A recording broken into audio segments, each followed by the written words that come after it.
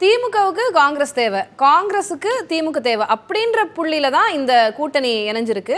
பாஜக எதிர்ப்பு அப்படின்றது அந்த கொள்கையில ஒன்றிணைஞ்ச கூட்டணி தான். 2 பேருக்குமே அது வின் தான். அதனால கூட்டணியில பெரிய அளவுல குழப்பம்லாம் இருக்காது 26ல அப்படின்றது ஒரு பார்வை.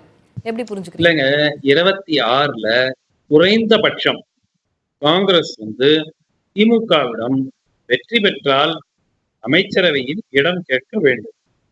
ஏற்கனவே அவங்க ஒரு முறை 2006ல தவறிவிட்டார்.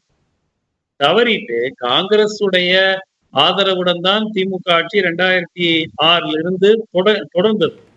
ஆனால் அது அப்போ ஜெயலலிதா அவர்கள் மைனாரிட்டி திமுக அரசு என்று கூறுவார்கள். ஆனாலும் காங்கிரஸ் அப்போ திமுகவினுடைய ஆதரவு டெல்லியில காங்கிரஸுக்கு தேவைப்பட்டுச்சு. அதனால அவங்க இங்க ஆட்சியில எங்களுக்கு பங்கு அவங்க கேட்கல. இப்போ அந்த நிலைமை இல்ல. எப்படிமோ காங்கிரஸ் மத்தியில ஆட்சியில இல்ல. 26க்குள்ள அவங்க ஆட்சிக்கு மத்தியில வருவதற்கு வாய்ப்பு குறைவு. அதன் காரணமாக காங்கிரஸ் இன்ஃபேக்ட் நான் கார்த்தி சிதம்பரமுடைய பேச்ச அதை நோக்கி, அது மட்டும் இல்ல, திரு செல்வ பெருந்தகையும் ஒரு கருத்தை 2-3 வாரம் முன்னாடி சொல்லியிருந்தாரு. அதை அந்த 2 கருத்துக்களையும் நான் எப்படி பாக்குறேன்னா, சரி எப்படியுமோ கூட்டணி தான். ஆனால் அவர்களுக்கு நன்றாக தெரியும் திமுக தனித்து போட்டியிடாது. அவர்களுக்கு அந்த மாதிரி போட்டியிட்டு சரித்திரமே கிட்டத்தட்ட 30-40 வருஷமா தனித்து போட்டியிட்டு கிடையாது. சோ அதனால அவர்களுக்கு நன்றாக தெரியும் திமுகவுக்கு டிபெண்டன்ஸ் இருக்கு.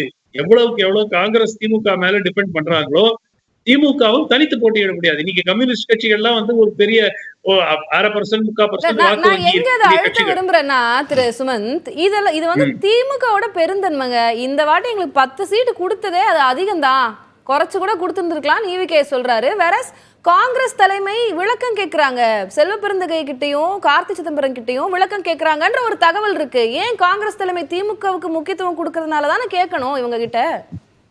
இல்ல காங்கிரஸ் தலைமை முக்கிய ஒரு கிளாரிபிகேஷன் கேட்டிருக்கிறாங்கிறது சரி. ஆனால் அது இன்றைய சூழல். நாளைக்கு இதுக்கு பதில் இவங்க அனுப்பிச்சாங்கன்னாக்க இல்லை, எங்களுடைய நோக்கம் 2026ல் ஒருவேளை இந்த கூட்டணி வெற்றி பெற்றால் ஆட்சியில் பங்கு வேண்டும் என்ற பொசிஷனை நோக்கி நாங்கள் இந்த காயை நகர்த்துகிறோம், அதற்காகத்தான் இந்த மாதிரி பேசுகிறோம் என்று கூறினால் பெராப்ஸ் ஹைகமாண்டும் ஏற்றுக்கொள்ளக்கூடிய ஒரு வாய்ப்பு இருக்கிறது. ஆனால் அடிப்படையாக காங்கிரசுக்கு என்ன புரிய வேண்டும், அதுதான் இப்ப புரிஞ்சிருக்கா அப்படிங்கிறது உறுதியா சொல்ல முடியாது. ஏன்னா தேர்தல் வர டைம்ல எல்லாம் கம்ப்ளீட்டா பல்ட்டி அடிச்சிருவாங்க.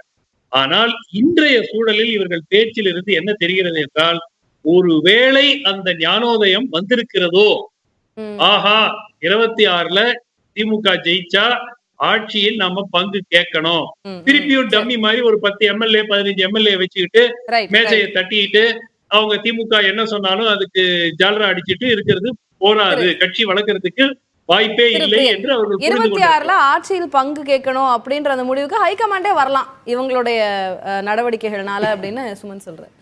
இந்த மாதிரி கூட்டணி விஷயத்துலலாம் முதல்லயே ப்ரீ கண்டிஷன் போட்டு ஆட்சியில் பங்கு கேட்கணும்னு கேட்டெல்லாம் ஒரு கார்டியலான ஒரு அலையன்ஸை நீங்கள் அமைக்க முடியாது. 2006ல் அது இயல்பாகவே அமைஞ்சுது. அப்போ காங்கிரஸ் மிஸ் பண்ணிட்டாங்கன்றது உண்மை. இந்த சமயத்தில் 26 வரும்பொழுது அந்த மாதிரி ஒரு அமைஞ்சது, திமுகவுக்கு மெஜாரிட்டி வரல அப்படின்ற போது காங்கிரஸ் அந்த இடத்துல ஸ்டெப் இன் பண்ணணும் உள்ள.